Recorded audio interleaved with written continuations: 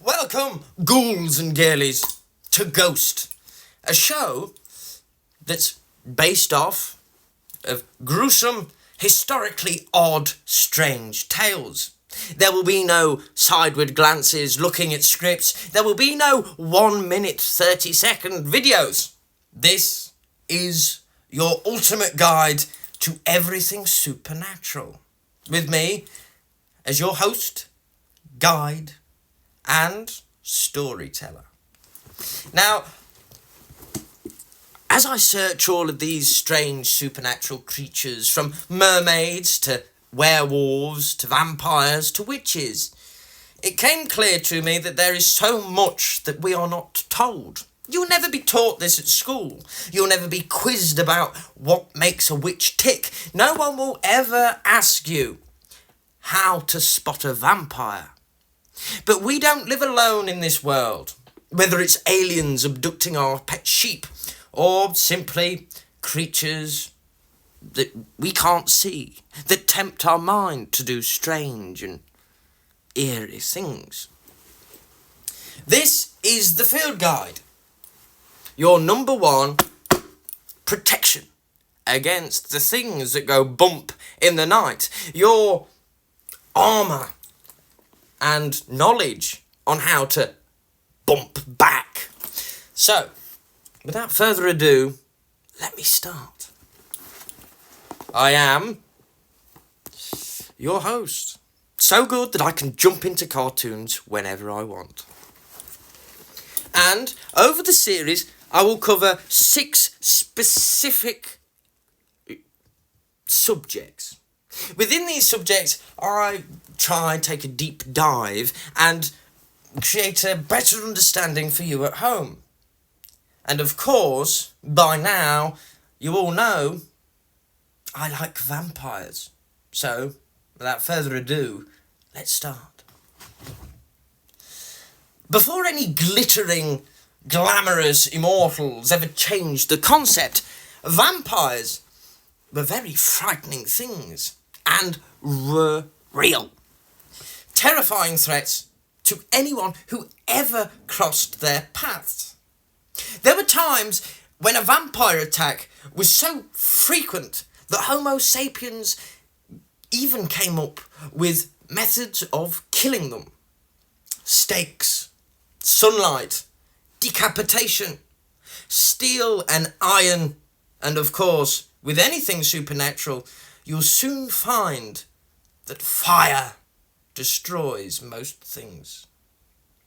But how do you spot a vampire? What makes a vampire tick? And, if they really were real, what's to stop them from sucking on your blood? Well, to stop them from feasting on your energy or blood, you have to acknowledge what they are and how to spot them. Now, 1, they only come out at night, supposedly. They have pale skin, distinct features, abnormally large fangs and canines, long, sharp fingernails, unusual stealth and agility. They avoid mirrors like the plague.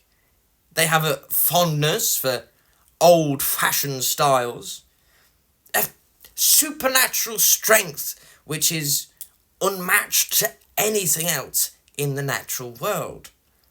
They're charming and eloquent, and they either intensely sexually attractive, or they are completely repulsive. So, maybe when a man walks down the street and you get this uncanny feeling that something's wrong about him, but you noticed he's charming, he's got a nice style, he could very well be a vampire. Because, like most things throughout history, creatures evolve. Animals evolve. Humans don't really, but we have slightly evolved. So what's to say that things like stakes and sunlight and decapitation don't work anymore? These are real problems which, hypothetically, have never been answered, because it would scare you. For the simple fact that since Adam and Eve first was pushed out of the Garden of Eden, there have been creatures, whether they're aliens or werewolves or vampires, which have watched humanity grow in the shadows. And isn't it fascinating? Now, there are 5 typical ways to ward off a vampire. And one of them, the first, is the Eucharist.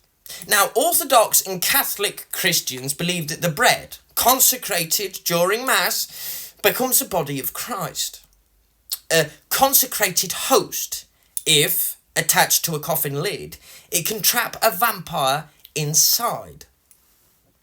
The second known ward to ward off vampires is a crucifix. Now, a crucifix has a representation of Christ's crucified body on it, which in some cultures vampires are believed to be scared of. This comes from the deep belief that if something is really evil, then God has no place for it, or it feels like God would cast it out for being evil. God only loves good, so therefore being a vampire, being bad, you're not loved by God. Anyway, garlic is another way, but garlic comes from historic accounts of when it was used as a herb for medicinal reasons. It links into witchcraft, and it links into many spells as well. But the belief that garlic wards off vampires is ancient. Holy water. Now, holy water is used during baptisms and is believed to burn some kinds of vampires. I mean, if you have a vampire like Dracula who denounced God, holy water will do more than burn him.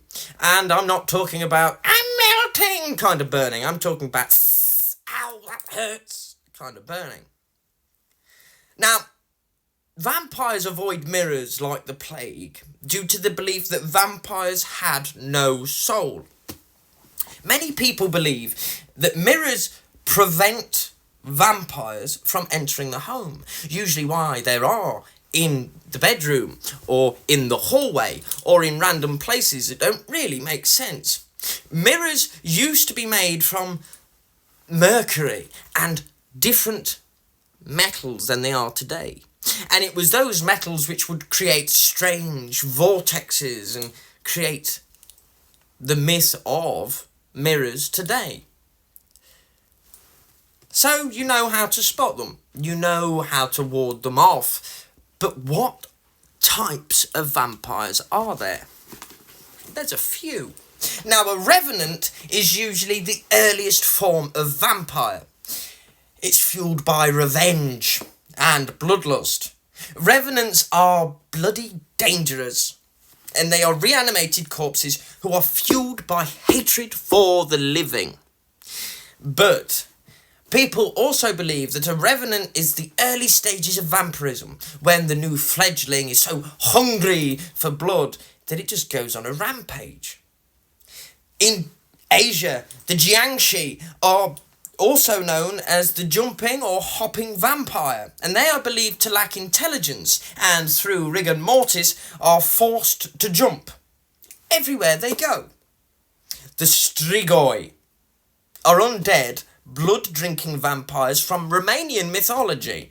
They were blamed for infant deaths in the 19th century, and they feature in Guillermo del Toro's The Strain, which is always worth giving a watch. Then, of course, you have the Yaramahayahu, found in southern eastern Australia Aboriginal mythology. The creature drains the victims with suckers in its fingers and toes.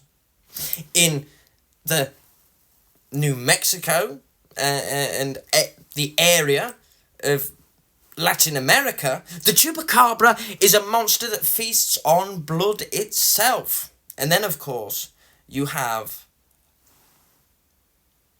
the coffin devourer. But until next time, just remember, G.H.O.S.T is a place to learn things, and I am always here to teach. A kind of magic.